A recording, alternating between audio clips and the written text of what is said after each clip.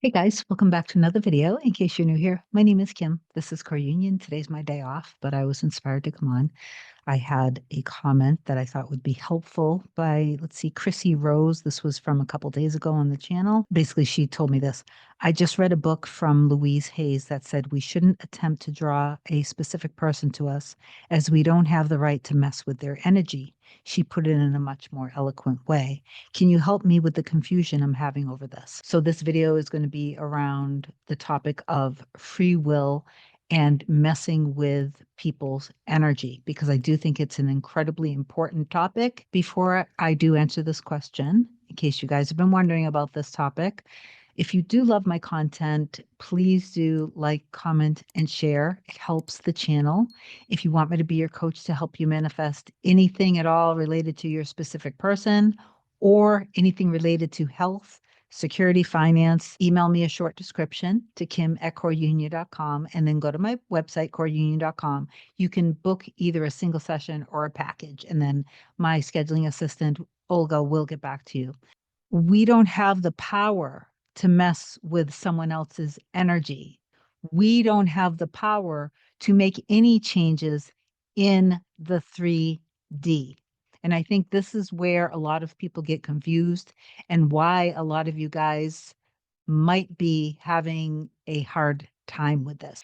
You are not changing anyone outside of yourself. You are not changing the circumstance that happened in your 3D. You are changing yourself and only yourself. So it's impossible for someone else to mess with your energy. You are a sovereign being, and in the same exact way, you have no power to mess with anyone else's energy. In other words, you are not messing with anyone's free will. If you want to change how people are treating you at work, and you imagine yourself, because you know how skilled you are, you know the value that you bring to the table, you know, and you imagine what it feels like for people to actually appreciate you, recognize you, and promote you and give you a raise. You focus that on yourself, of seeing your own value that you bring to the table in this example. If you do that for a couple weeks, I guarantee you, you will see a change in your coworkers' responses towards you. You'll see your boss treating you differently, and you most likely will get some form of a raise or recognition or promotion, depending on what you focused on. What you actually did was you shifted how you saw yourself, and your 3D reality basically reflected that experience back to you. Experience is manifestation. On a deeper level, you selected that version of you over and over and over again until it became a belief, which then you shifted realities into being the reality where this is what you're experiencing, because infinite realities are existing literally right now. So don't worry about overriding, overriding someone's free will. You are choosing the version of yourself who knows their power, who knows their value and worth. I hope that for you, that you're wanting security and love and equality, healthy, happy relationships of support, being best friends, a lot of joy and laughter. When you repetitively, frequently, and dominantly select that version of yourself with that version of your reality, where your specific person loves you equally as much, listens to you, sees you, hears you, adores you, cherishes you, wants everything that you want exactly how you want it. You guys are like two peas in a pod. You guys get each other. You're grateful for each other. When you frequently visit that by focusing on that version of yourself having that experience, you make the decision early when you wake up in the morning, and don't make it all about, like, don't only do inner work around you and your specific person. So you are choosing yourself, and you're choosing the version of them who uses all of their free will to love you because they absolutely adore and cherish you. Take the whole free will thing, just take it off the table. It doesn't matter because when you go to sleep in the wish fulfilled, and then you wake up in the morning refreshed, then you tap into your inner work and stuff. While you're living your life, which is what you should be doing, loving yourself and doing things that are good for you, doing things that like you're listening to your soul, whatever it is that you want to be doing.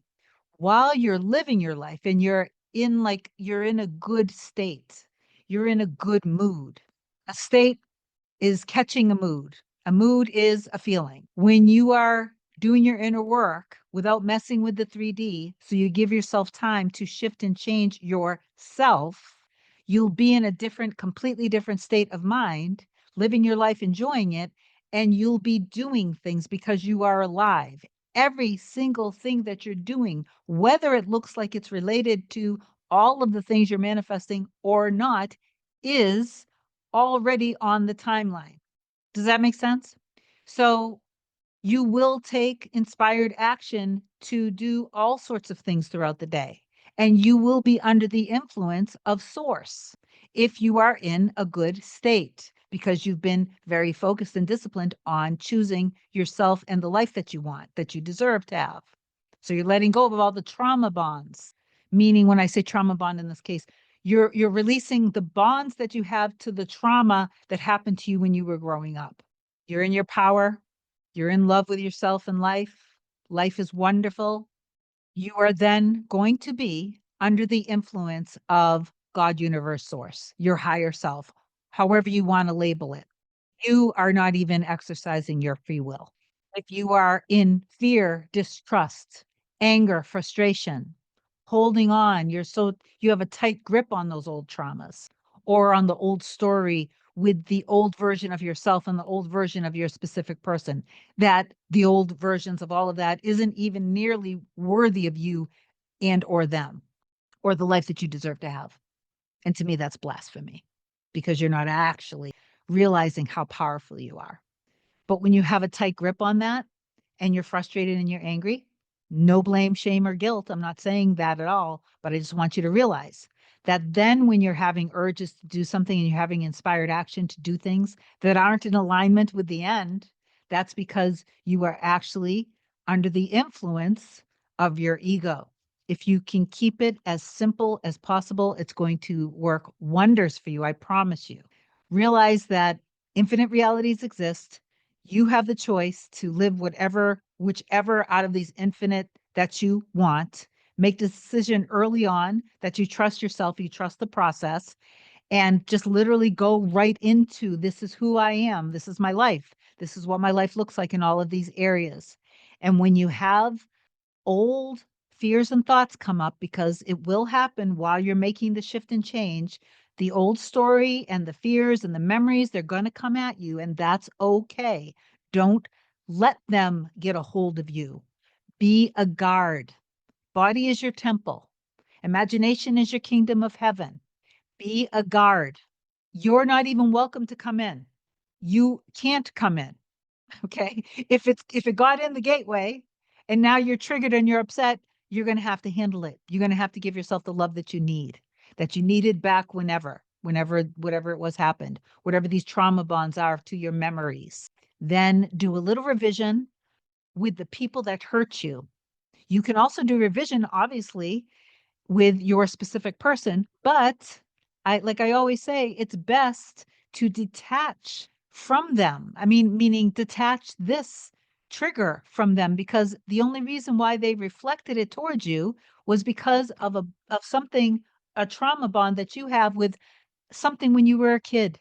I think it's good to cut at the root cause of it. Okay. Anyway, I love you so much. I hope that this video helped. Please comment down below. I know that I'm the operant power of my reality, and I trust myself and the process. Okay. And if you need me, just reach out. I love you. Bye.